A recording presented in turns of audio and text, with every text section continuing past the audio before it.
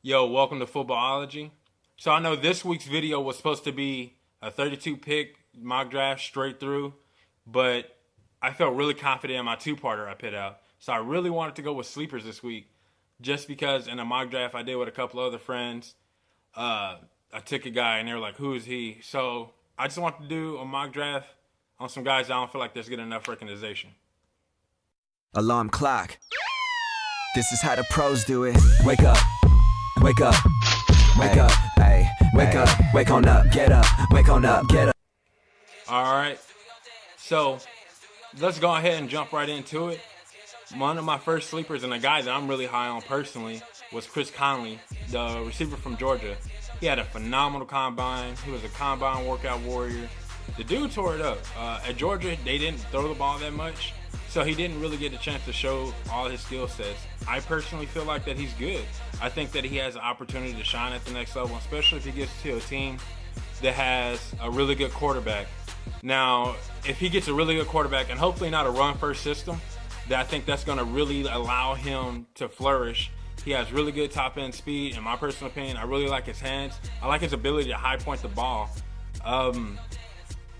I don't know where to technically project him at, but I'm thinking third round. I think that's where a lot of people are seeing him go. I took him in a second round in my mock draft I had. And so a couple of guys were just like, "Whoa, who is he?" And I felt really bad because I felt like that I could have honestly had a chance to just go ahead and take him in the third round if we went that far. But it didn't happen. So, but yeah, Conley is one of my number two sleepers, Carl Davis, Iowa's D lineman. Now, the reason why I think he's a sleeper is because everyone's talking about Leonard Williams, Danny Shelton, Randy Gregory, all these guys. They're talking about all of them. But I don't think this guy gets enough credit, personally.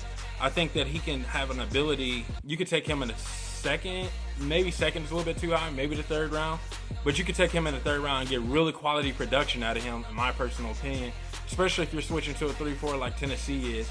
A lot of people feel like Tennessee should go take out a Leonard Williams or something like that. But I feel like you should go get this guy right here. If you get this guy, you don't spend as much money, but I think you still get the same production. I really like his ability up the middle, and I feel like he could play a really good, strong nose tackle position. Give him a chance to flourish, and hopefully goes to the Tennessee Titans. That'd be cool. If Tennessee don't get there, they follow my mock draft, and they don't get Leonard Williams at the 2 spot, and they go get this guy right here, they're going to have a really good draft. So here's my next pick, TJ Yeldon. Well, I guess he's not a pick, but one of my sleepers.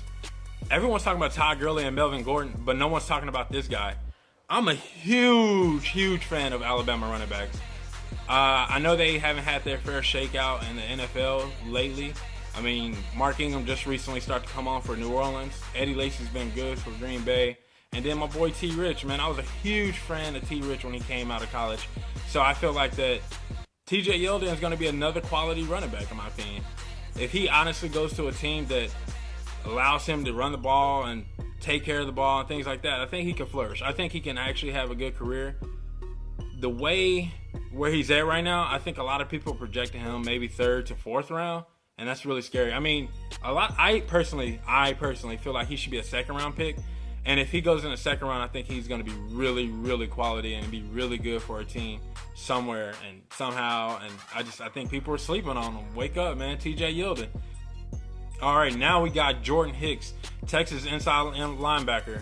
Texas inside linebacker. Wow, that was a tongue twister. I read his scouting report, and a lot of people on his scouting report, a lot of people felt like that he wasn't a playmaker, so to speak. They felt like that he played inside the scheme and things like that. I don't see nothing wrong with that. Not everybody has to be a scary, over-the-top great playmaker. I know he had some injury issues as well, but I feel like that he hasn't got his fair shake at all. And I mean, as a Kansas City Chiefs fan, I would love to get this guy in the 5th round, 4th round, because that's where he's going to fall. But I would love to get him. He's a Texas linebacker, and if you're a true Chiefs fan, you know Texas linebackers for us have been pretty quality. But I think that if we pick him up, or just any team that picks him up, are going to get a really solid player, and I don't see anything wrong with playing within the scheme. You know that he's going to be where he is. He's a consistent tackler, strong tackler, and I think that along the years and over time that he's going to get more confident in himself, and then can actually become that over the top playmaker that a lot of people don't think he has an ability to. I really, really like this dude. No one's talking about him. I found him, and I'm like, reading up on him, doing research on him, and it's like, he's not that bad. Why is he not getting the conversation? I'm not saying he's a top 5 inside linebacker, but I'm saying he's at least a day 2 linebacker, not a day 3. So, I mean, I don't know. Let me know what you guys think about this one. I really do like Jordan Hicks. So let me know what you guys think. Here we have David Johnson. Now, if you've been watching all my other videos, I've been high on David Johnson.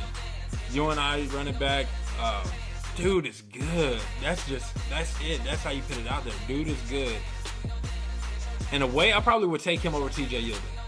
And I like TJ Yeldon, but in a way, I probably would take him over TJ Yeldon. But I think he catches the ball really well out of the backfield. Pit him behind a good offensive line, maybe even an average offensive line. Give him a chance to flourish. He's going to be really good at the next level and be really solid for some teams out there. This dude is just good. He has decent speed, good hands out of the backfield. Actually got recruited as a receiver, so he can catch the ball, and he create mismatches every Sunday. I like this guy he's going to be a day 3 pick, I think. He might be a day 2 pick. He might sneak in there and be a day 2 pick, but I really think he's going to be quality at the next level of fantasy football quality. Pin it out there. Pin my rep on. All right, don't give me crap for this because I'm trying. It's Kikaha. I think that's how they said it, or how you pronounce it. But he's also a pass rusher that a lot of people are not talking about at all. And I'm like, why not? And this is where my mock draft comes into play. A lot of people are like, oh, well, this team needs a pass rusher, or this team needs this. If Jacksonville goes get a Brandon Scherf in the first round like I have them projected doing, they can go get this guy in, the 3rd round or, late 2nd round, whatever the case may be. They can get him late, put him in a 4-3 scheme, and he's going to tear it apart. I think that when you look at it, a lot of people are taking this draft for granted in a way. This draft has talent from 1st round to almost right on the border of the 5th round. This draft is really deep and has an ability to be talented all the way through like last year's draft. So when you look at it, I think you can get this guy day 3 if you're Jacksonville. Don't take that chance on a high pick.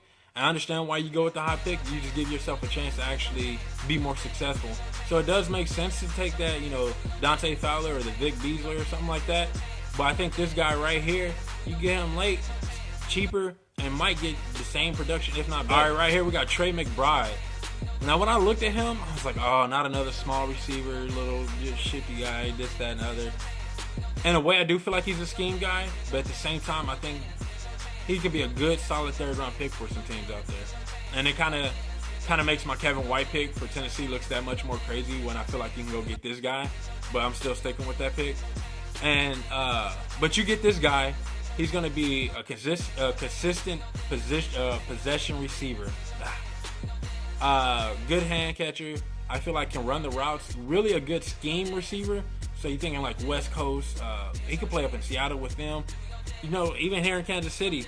And I think it gives you some really, really good quality production at that receiver position. I'm tongue-tying today. But when you think about it, he's a day 2 guy. He's definitely a day 2 guy. 3rd round, late 2nd round. Some team's going to get a steal with this guy. I feel like that he's not getting credit where it's due. And just, come on, people, wake up, man. Come on, wake up. I mean, y'all are sleeping on these dudes. All right, so it was really quick. That was all I had this week. KBKC Footballology.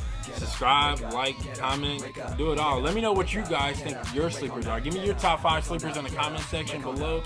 And let me know what you guys think your top 5 sleepers are. People that just are flying under the radar that you at least feel like is going to have not so much as a successful career. We're not going to go with successful career, but an impactful rookie career or rookie year. Let me know what you guys think in the comment section below. I'm looking for the comments. I'm commenting back. And subscribe, man. Become a footballologist. What's wrong with being a footballologist? Learn up on your stuff. Deuces.